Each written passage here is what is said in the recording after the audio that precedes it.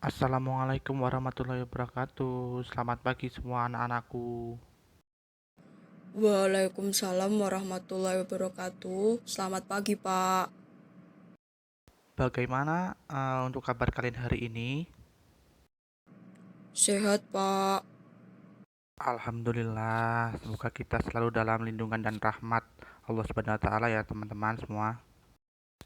Nah, Bapak akan memberikan kalian sebuah materi yaitu tentang pengelolaan emosi. Apakah ada yang tahu tentang materi ini sebelum bertemu dengan Bapak? Untuk materinya saya belum pernah dengar, Pak. Saya baru tahu kalau ada cara untuk mengelola emosi. Oke, nggak apa-apa. Bapak akan terangin ya anak-anak semua. Jadi apa sih itu mengelola emosi? Jadi menurut Fatimah mengartikan bahwa kemampuan mengelola emosi sebagai kemampuan untuk menangani emosi agar terungkap dengan tepat. Orang dikatakan berhasil dalam mengelola emosinya apabila individu mampu menghibur diri ketika ditimpa kesedihan, dapat melepaskan kecemasan, kemurungan, ataupun ketersinggungan, dan juga bangkit kembali dengan cepat.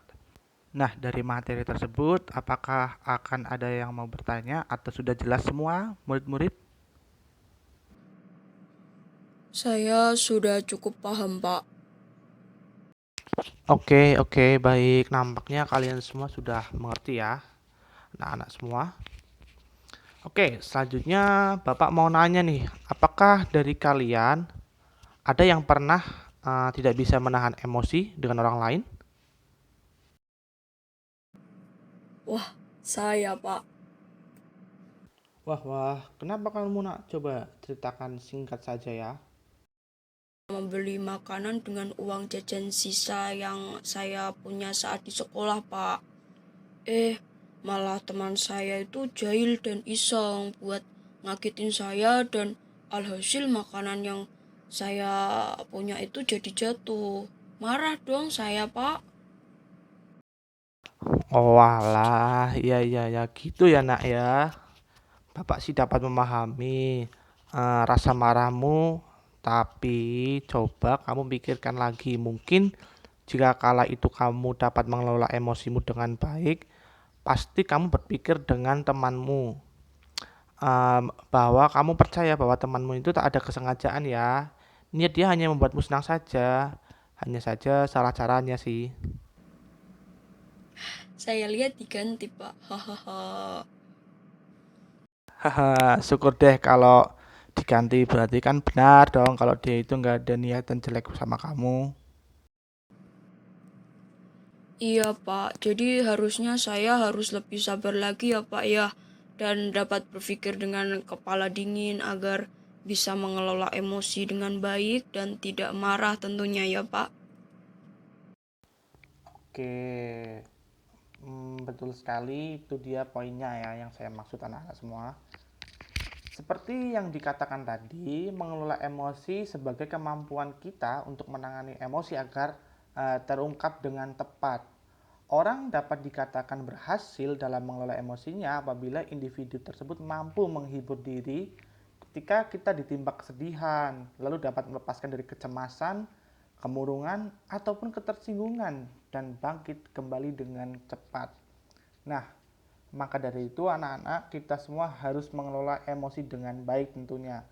Agar apa? Agar diri kita terhindar dari hal-hal negatif yang timbul dari untuk orang lain maupun diri kita sendiri.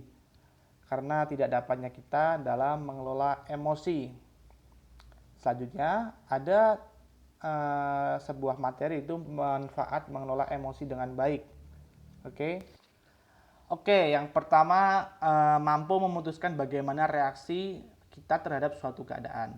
Seperti yang sudah dijelaskan sebelumnya, emosi dapat datang dari dalam diri kita sendiri.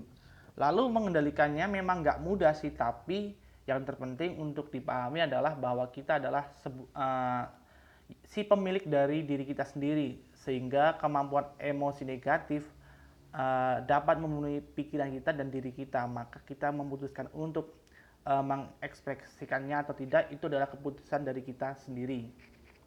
Yang kedua, Tidak, nggak lagi menyalahkan orang lain ya atas hari-hari buruk yang kita lewati.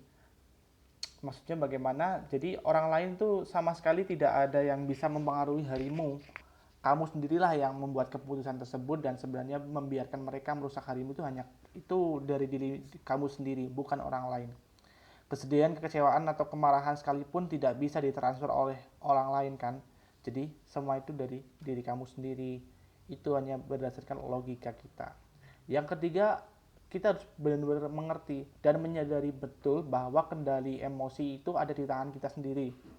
Ketika kamu berada di situasi yang genting, otomatis emosi yang pertama kamu akan rasakan adalah panik. Tentu kan, iya kan? Nah, namun kalau kita bisa mendeteksi hal sebagai emosi negatif yang akan memburukkan situasi, kamu akan mengambil emosi panik itu dan membuangnya jauh-jauh dari diri kamu sendiri. Kemudian ketika kepanikan sudah bisa kamu atasi, maka kamu akan berpikir lebih jernih dan tentunya bisa mencari solusi dengan lebih baik. Yang keempat, emosi negatif.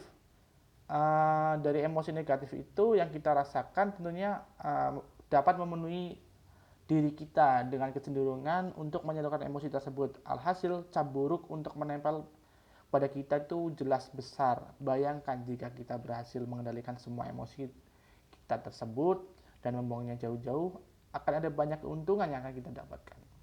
Oke, anak-anak, ada yang mau tanya nggak tentang materi manfaat mengelola emosi yang telah Bapak sampaikan tadi?